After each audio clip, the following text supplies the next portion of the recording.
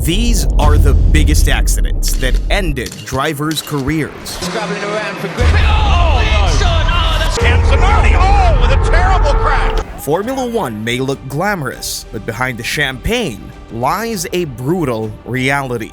I woke up from my coma on Wednesday and I was a double amputee. Let's prove it and start with Martin Donnelly.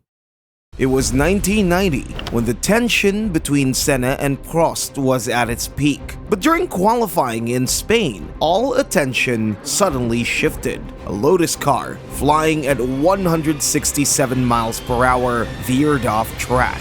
The Lotus had failed to take a 160 mph corner and had slammed into the guardrail. The asphalt was littered with debris. In the middle, a body still strapped to the seat. It was Martin Donnelly. He was lying motionless. It seemed like everything was over. A few years ago, he was the promising rider who was breaking through from the junior series thanks to his determination and talent. But in Jerez, everything changed. It took over 8 agonizing minutes for medics to reach him. I was on the track unconscious. I wasn't breathing for 11.5 minutes. When they arrived, they couldn't believe he was still alive. His legs were destroyed, his spine was damaged, his skull cracked. I remember nothing, told my leg was gone.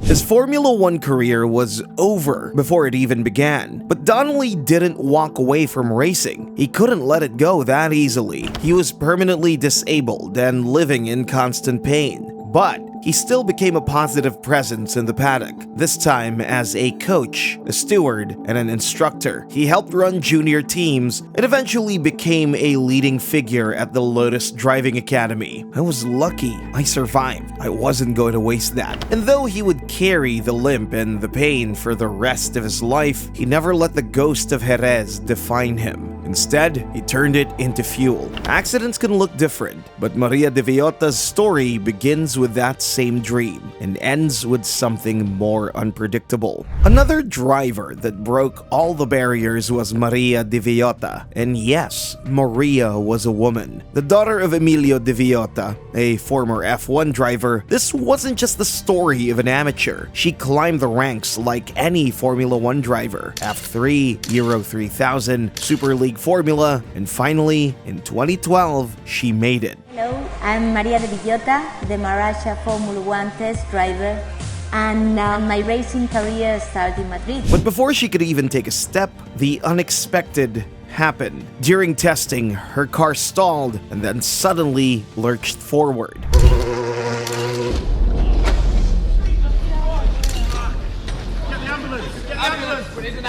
Maria's helmet slammed into the lower rear of the truck. Just look at it after the impact. What was meant to be a routine test turned into a nightmare. Her face was crushed, causing her to lose her right eye. And just like that, everything changed. Maria survived and reappeared in public just a few months later, but now her main goal was safety and life after trauma. She wrote a memoir, Life is a Gift, a title that perfectly captured her new outlook on life. She became a powerful advocate for road safety, brain injury awareness, and women's rights in motorsport. Her story sparked real change, but suddenly, a year later, the Formula One reserve racing driver Maria de Villotta has been found dead in a hotel room in Spain. The cause was later confirmed as a complication. A severe seizure tied to her previous brain trauma, a silent echo of the crash that had nearly taken her life once before, finally did. Her death rocked the F1 world. It hit Carlos Sainz especially hard, who was given his first racing lessons by Maria. La decisión personal de llevar la estrella de María dentro del casco que... Unfortunately, this was only the beginning of the tragic story for the Marussia team. During the 2014 Japanese Grand Prix, a car flew off the track.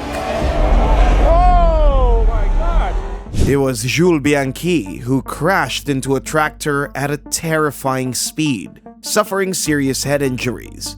He fell into a coma and fought for his life for 9 months. But in July 2015, the sport lost another bright young soul. Alex Zanardi was a Formula One driver until Lotus closed down. But that didn't stop him. He moved to IndyCar, and that's where he made his name. 2 kart titles, fearless driving, pure sportsmanship. Alex Zanardi has come from the back of the pack to grab victory here at the Grand Prix of Cleveland. But then, the unexpected happened. Breck picks up the lead. Oh, and Zanardi, with a terrible crash. It was 2001. Alex was leading at the Lausitzring. He pitted on lap 142. Quick stop, everything perfect. He blasted out of the pit lane, but the tires were still cold. The car was torn to pieces, and with it, Alex's legs. Emergency crews rushed to the scene. By then, Alex had lost 3/4 of his blood. His heart stopped 7 times in the airlift to the hospital. He was given less than an hour to live. But Zanardi wasn't done. He underwent emergency surgery, both legs amputated. 8 days later, the key moment, I think, was when I woke up, and again, I can't take any credit for that because that's character, I guess. Instead of asking myself, how am I gonna live with no legs? What followed was something no one could have predicted. Alex didn't just survive, he decided to fight. Frustrated by the poor quality of standard prostheses, he began designing his own, something that would allow him to return to motorsport. In 2003, just 2 years after the accident, Zanardi returned to the track in a car he drove with his hands. He completed the 13 laps he'd been unable to finish in 2001, this time at full speed. That comeback marked the start of a new career. He competed for BMW in the WTCC. He also changed the standards of driving for people without legs, but he didn't stop there. Alex pushed himself further into the world of hand cycling. And you know what? He won marathons in Venice, Rome, and New York. But that's not all. At the Paralympic Games in London, he made history. 2 gold medals, 1 silver. In Rio 2016, he did it again. Alex became the first Formula One driver to ever win Paralympic gold. It seemed like an inspiring story of a miracle, but then something terrible happened. Allora, come hai detto tu, qui alle mie spalle in terapia intensiva in coma farmacologico si trova Alex Zanardi dopo l'incidente. In 2020, during a cycling event, Alex collided head-on with a truck. No one knew how it happened. It was so bad that this time, the road to recovery was even longer. He underwent several facial reconstruction surgeries. It was only after 5 months that Alex was able to see and hear again. So, if you ever find yourself losing faith, remember Alex Zanardi. But Formula One has a way of reminding its drivers that resilience alone isn't always enough. Which brings us to Clay Regazzoni, who was a Ferrari legend. But in 1980, everything changed when he returned to race for a small team. During the Long Beach Grand Prix, his brakes failed. Smoke and dust and debris at Queen's Hairpin. This is where all the action is taking place, and that looks like too much action.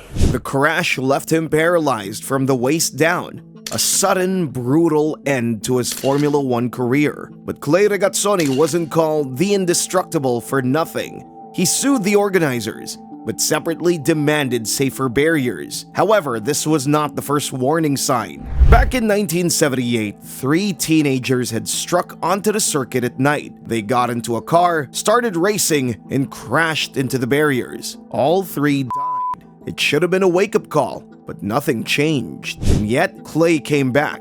Just months after his accident, he took part in a rally, driving specially adapted cars. He became an advocate for disabled drivers, using his own experience to create access and opportunity for others. The same willpower that got him through apexes at 180 miles per hour was now aimed at tearing down societal barriers. But tragedy, once again, was not done with him. In 2006, at the age of 67, he was driving to a conference when he collided with a lorry on an Italian motorway. This time, he didn't walk away. He died on impact.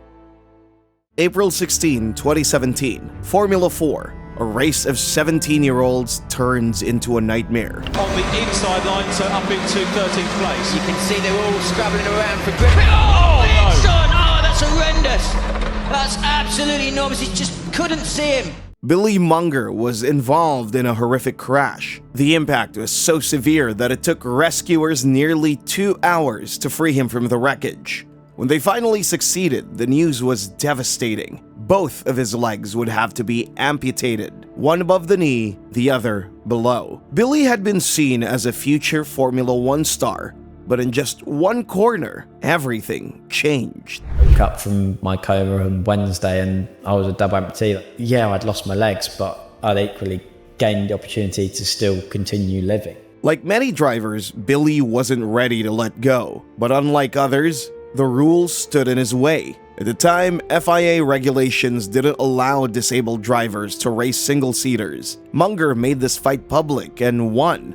A year after the accident, he was driving a specially modified car again. It was the BRDC British Formula 3 Championship. Last year, Billy successfully lobbied the FIA to change the rules so that disabled drivers can now compete in able-bodied races. His return wasn't just symbolic. Billy came back to win. One of those victories came in Pau, a legendary street circuit in France under heavy rain. Performance from Billy Munger. He sees the checkered flag. He wins the 78th running of the Pau Grand Prix. What an outstanding drive by Billy Munger. But the race was only part of the story. Munger's journey resonated far beyond the track. He raised over £3 million for charity and became a powerful voice for accessibility in motorsport. If you work hard with your recovery, your rehabilitation, everything like that, you'll still be able to be independent. Though he returned to the track, his racing career didn't continue for long. Instead, he took on new challenges and completed an Ironman. Not only did he complete it,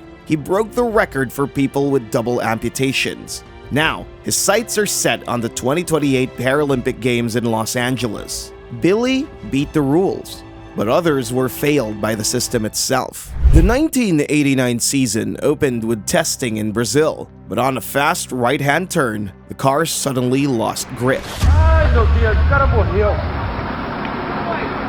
Behind the wheel was Philippe Streff. The car rolled and was torn apart, but most crucially, the roll hoop, the one structure designed to protect the driver's head, had failed completely. Streff was thrown from the cockpit and landed beyond the guardrail. His spine was shattered. What followed was worse than the crash itself. Track marshals, not trained professionals, reached him first. They tried to help, moving his head and body without support or stabilization. That movement likely sealed his fate. They did what they thought was right, but they weren't trained. That's what ensured I would never walk again. It was 30 minutes before an ambulance arrived. Philippe was airlifted to a hospital, but the pilot got lost and accidentally landed on Copacabana Beach, right next to sunbathers. Just imagine, his wife arrived at the hospital before him. As a result, he was paralyzed. His F1 career was over, but Streff refused to disappear. He rebuilt his life,